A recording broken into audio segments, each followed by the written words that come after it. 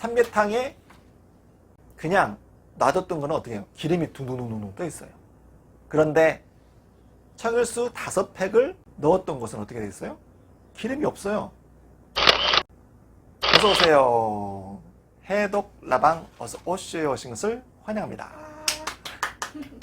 반갑습니다. 한약 박사 오원교입니다. 지난번에 우리 몸짱맘짱 회원들 대상으로 라이브 방송을 한번 이렇게 찍게 되었는데, 거기에 대해서 이제 굉장히 많은 분들이 호응을 해주셔서 너무나 감사드리고요. 또 보충적인 그때 충분한 질문에 대한 답, 시간 관계도 그렇고 그런 부분들을 어떻게 좀 종합적으로 이렇게 좋은 정보를 드리고자 이렇게 또 유튜브를 방송을 하게 되었습니다. 오늘 처음 시작은 이 청 시리즈, 우리 해독에 대해서 관심 있잖아요. 가장 기본적인 것이 일단 효능하고 또 복용법, 그 부분들, 또 명현현상, 이런 부분들을 가장 궁금해 하시는 것 같아요. 그리고 또 자세한, 예를 들어 청일수, 청이장, 청사멸이 우리 몸에 미치는 그런 기전들, 이런 부분들은 굉장히 또 길기 때문에 그런 건 단편으로 또 동영상을 또 찍도록 하겠습니다. 자, 첫 번째로 청일수의 효능을 말씀을 드릴게요. 청일수는요, 첫 번째로 가장 중요한 특징이 신장에 있는 독소를 빼는 거예요. 신장의 가장 큰 역할은 뭡니까? 우리 몸에 있는 모든 노폐물을 신장을 통해서 배출을 하잖아요. 신장에서 노폐물이 배출이 되고 또 그렇게 되면서 소변을 통해서 대사되어진 거. 그러니까 몸에서 예를 들어서 간장의 작용, 신장의 작용, 위장의 작용, 그리고 또 방광의 작용 하다 보면 각종의 노폐물들, 그런 것들이 있단 말이죠. 그것들을 소변으로 잘 빼지 않으면 우리 몸 어떻게 됐어요? 독으로 가득하겠죠. 그런데 문제는 여기에 있는 거예요. 어떤 거냐? 신장이 고장을 일으켜서, 예를 들어서 신장에 기름이 껴있다.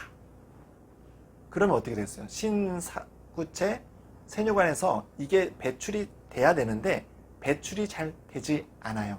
그러면 어떻게 됐어요? 몸에 다시 위로 솟구쳐서 세포 외에 부종이 넘치겠죠. 그러니까 우리가 신장이 안 좋으시다는 분은 주변에서 그러실 거예요. 탱탱 부어가지고 아침에 일어나면 막 탱탱 부어있죠. 막 손발에 부어있거나 눈이 부어있다거나 이런 분들이 주변에 많이 있으시죠. 그런 경우에는 대부분 다 신장이 안 좋으신 그런 분들이 있으세요. 근데 이 청일수가 놀랍게 삼계탕을 끓여놓고 그 삼계탕을 약 하루 이틀 놔뒀는데 청일수 5포를 넣은 것과 그냥 상온에 넣어둔 삼계탕이 있었단 말이에요.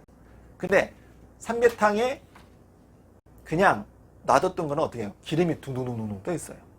그런데 청일수 5팩을 넣었던 것은 어떻게 됐어요? 기름이 없어요. 그러니까 신장에 있는 기름때가 있다. 이렇게 되면 어떻게 됐어요? 그 부분이 청일수를 복용을 하게 되면 신장에 있는 기름이 좀 빠질 수 있겠죠. 그러니까 소변도 굉장히 잘 나가고 노폐물이 잘 배출이 되겠죠.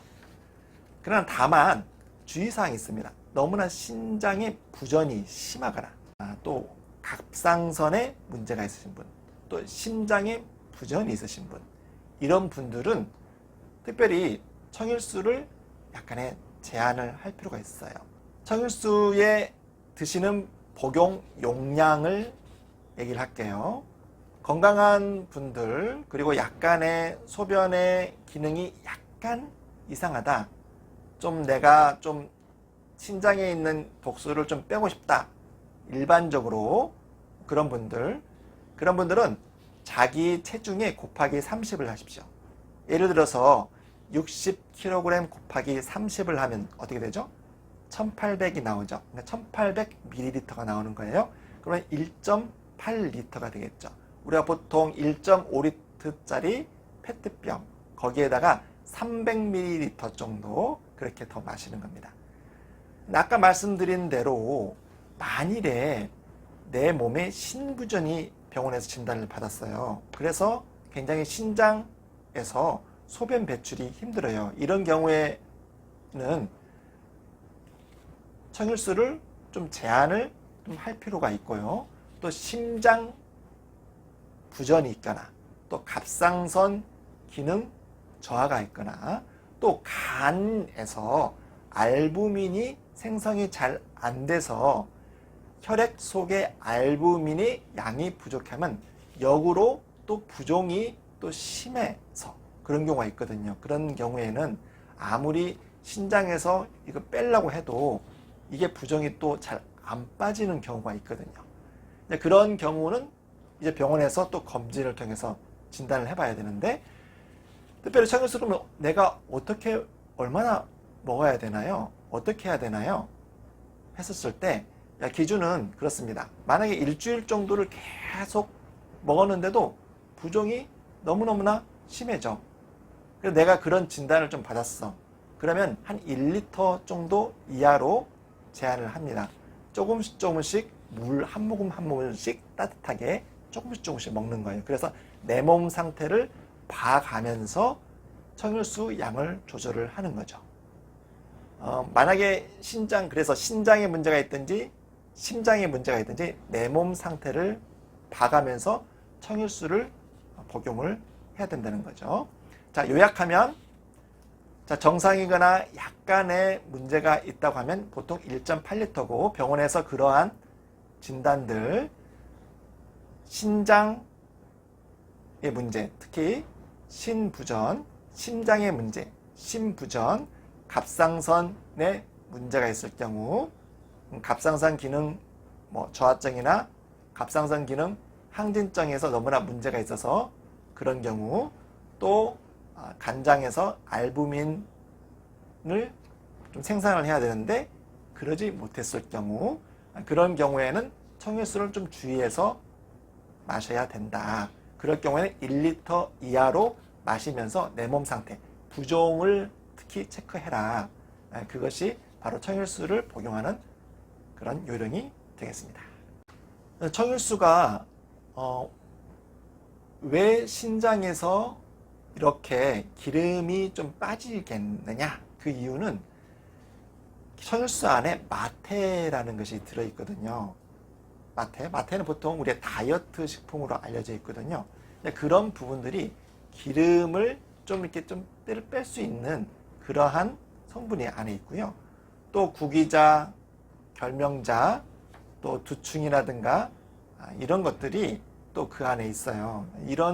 그래서 또 청일수는 굉장히 목구멍에 술술 잘 넘어가거든요. 그 이유는 간하고 신장에게 굉장히 좋은 작용을 하고 또 굉장히 시원한, 눈이 좀 시원하게 맑게 해주는 그런 어떤 작용을 해요. 그래서 청일수를 일반 물을 드시는 것보다도 청일수를 드시면 우리 내 몸이 굉장히 좀 가볍고 좀 상쾌해지고 술술술 목이 잘 들어간다. 맹물은 잘 많이 못 먹겠는데 청일수는 그냥 순하게 그냥 들어가게 되어지는 거죠. 그런 것들이 이런 성분들이 같이 들어가 있어서 그렇게 되어집니다. 또 청일수가 또 도움이 되는 게 청일수 안에 현미도 들어있어요. 그래서 우리가 청일수 현미는 어때요? 우리가 주식으로 또 건강에 굉장히 도움이 될 수도 있겠죠. 그러니까 청일수를 드셔도 배고플 수도 있겠지만 현미가 또 들어있기 때문에 거기서 좀 배고픔을 조금 맹물보다는 훨씬 좀 덜 할 수 있는 그런 성분이 들어있고요. 또 청일수가 굉장히 배에 부담이 좀 덜 할 수 있는 것으로는 산사라는 것이 또 들어있거든요. 산사는 보통 우리 한약적으로 위장을 보호하는, 소화가 잘 안 되시는 분들은 이렇게 위장에 도움이 되는 그런 산사가 좀 들어가 있어요. 보통 이제 위장이 찰 때 청일수를 드시면은 조금 속이 좀 차질 수 있기 때문에 청일수는 주의해라 이렇게 보통 알려져 있는데요. 기본적으로는 청일수는 소화가 잘 되는 부분에 속합니다. 이제 위장이 특히 안 좋으신 분들은 청일수를 약간은 좀 줄이면서 또 예를 들어서 청칠이 나중에 이제 자세히 그 부분에는 설명하겠습니다만 이런 걸 같이 이제 섞어서 드시면 또 위장이 좀 도움이 되는 거고, 또 한의원이나 주변 한의원에 가서 왕땜이라든가 배를 좀 따뜻하게 할 수 있는 그런 부분들을 해서 같이 해주면 청일수를 마음껏 드셔도 무방하겠습니다. 자, 이렇게 청일수에 대해서 이렇게 좀 부족하지만 이것저것에 대해서 한번 알아봤고요. 오늘 뭐 해독에 대한 부분들, 또 발효, 한약이 어떤 거에 대한 도움이 되는가, 이런 거에 대해서 이렇게 알아보는 시간을 가졌고요. 다음 시간에는 청이장, 여러분이 궁금해하시는 가장 많이 활용하기도 하고 또 복용하기도 하고 또 인기가 있는 청이장에 대해서 굉장히 구체적으로 알아보려고 합니다. 자, 청이장을 드시면은 내가 왜 체중이 좀 저하되는가? 또 청이장이, 자, 여러분 놀라지 마세요. 청이장을 열심히 드시기만 해도 지방간이나 콜레스테롤이 저하돼서 어떤 분들은 고지혈증 약까지 끊으시는 분도 봤거든요. 그래서 그런 부분들에 대해서 자세하게 여러분들에게 소개를 드리려고 합니다. 사랑 더하기 오션은 구독, 좋아요 눌러주세요. 감사합니다.